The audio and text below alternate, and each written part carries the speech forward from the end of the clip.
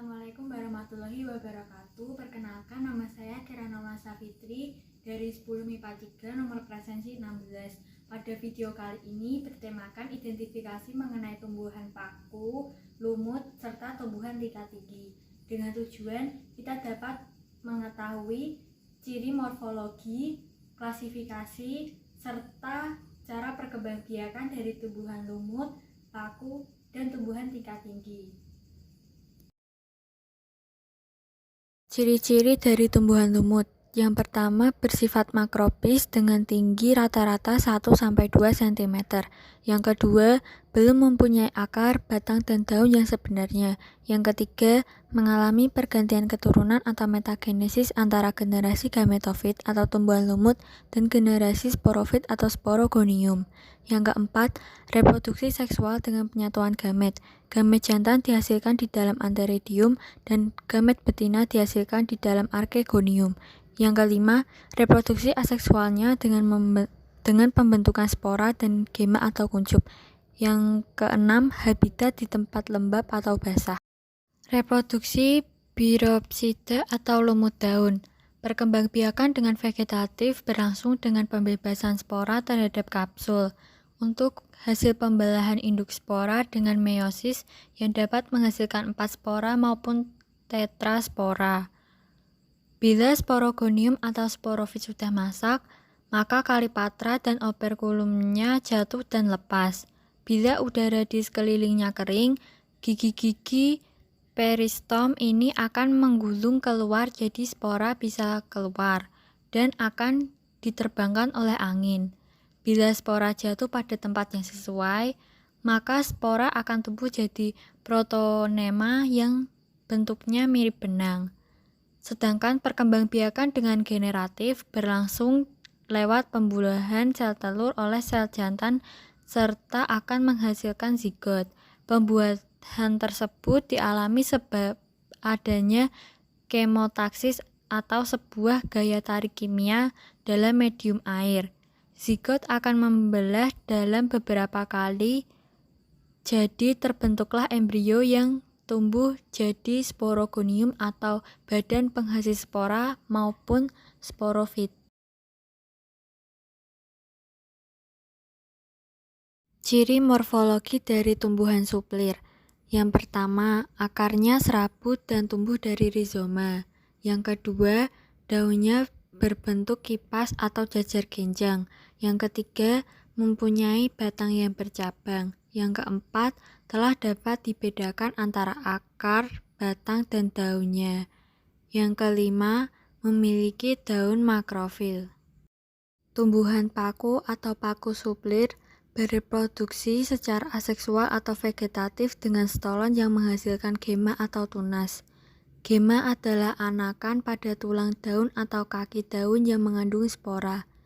Reproduksi seksual atau generatif melalui pembentukan sel kelamin jantan atau spermatozoid atau gametangium jantan atau antheridium dan sel kelamin betina atau ovum atau gametangium betina atau archegonium. Reproduksi tumbuhan paku juga menunjukkan adanya pergiliran keturunan antara generasi gametofit dan generasi sporafit atau metagenesis. Pada tumbuhan paku atau suplir, generasi sporafit merupakan generasi yang dominan dalam daur hidupnya. Generasi gametofit dihasilkan oleh reproduksi aseksual dengan spora. Spora yang dihasilkan oleh pembelahan sel induk spora yang terjadi di dalam sporangium. Sporangium terdapat pada sporofit yang terletak di daun atau batang.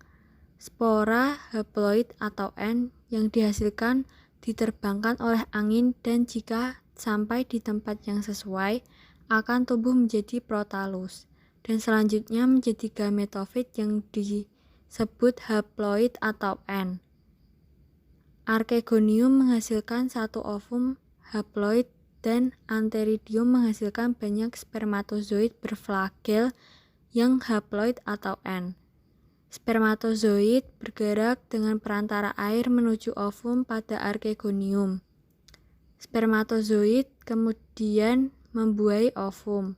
Pembuahan ovum oleh spermatozoid di Archegonium menghasilkan zigot yang diploid atau 2N.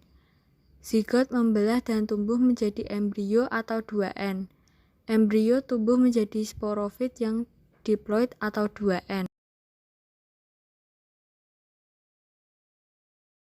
Ciri dari pohon mangga yaitu yang pertama, tinggi pohon mangga berkisar antara 10-40 meter. Yang kedua, memiliki batang yang tegak dan bercabang. Yang ketiga, daun lebat dan tersebar di seluruh batang dengan bentuk daun tunggal. Semakin mendekati ujung batang, maka jarak antar daun akan semakin dekat. Kemudian, untuk warna daun muda ialah hijau muda. Selanjutnya, semakin menua dari hijau muda ke hijau tua, kemudian menguning dan biasanya jatuh gugur ketika daun sudah berwarna kuning. Yang keempat, kulit pada batang bertekstur kasar dan bersisik serta terdapat celah-celah kecil bekas dari tangkai daun. Yang kelima, bunga pohon mangga biasanya memiliki panjang sekitar 40 cm dengan warna kuning kehijauan. Bunga pohon mangga termasuk ke dalam jenis bunga majemuk. Akar pohon mangga bercabang ke bawah dengan kedalaman sekitar 6 meter. Yang ketujuh, buah mangga berwarna hijau muda saat masih muda, kemudian akan berubah menjadi kuning kehijauan saat sudah matang atau siap panen. Biasanya panjang buah mangga yang telah siap panen sekitar 30 cm. Pohon mangga berkembang biak secara generatif atau kawin dengan penyerbukan pada bunganya. Mangga termasuk Angiospermae atau tanaman berbiji tertutup yang memiliki struktur bunga yang kompleks dan merupakan bunga di mana bagian bunga jantan dan benang sari dan bagian bunga betina atau putik bunga menjadi satu menempati bagian pada bunga yang sama. Perkawinan pada bunga mangga terjadi saat proses menempelnya serbu sari atau stamen dari benang sari pada kepala putik atau stigma. Selain dengan penyerbukan, pohon mangga juga dapat diperbanyak dengan perkembangan vegetatif atau tak kawin buatan, yaitu melalui pencangkokan. Pada proses ini, cabang pohon mangga dikupas, kemudian dibungkus dengan tanah sebagai media pertumbuhan, dan ditutup dengan plastik. Setelah itu, beberapa lama, akar akan tumbuh dari kupasan ini, lalu batang bisa ditebang dan ditanam sebagai bibit tanaman baru.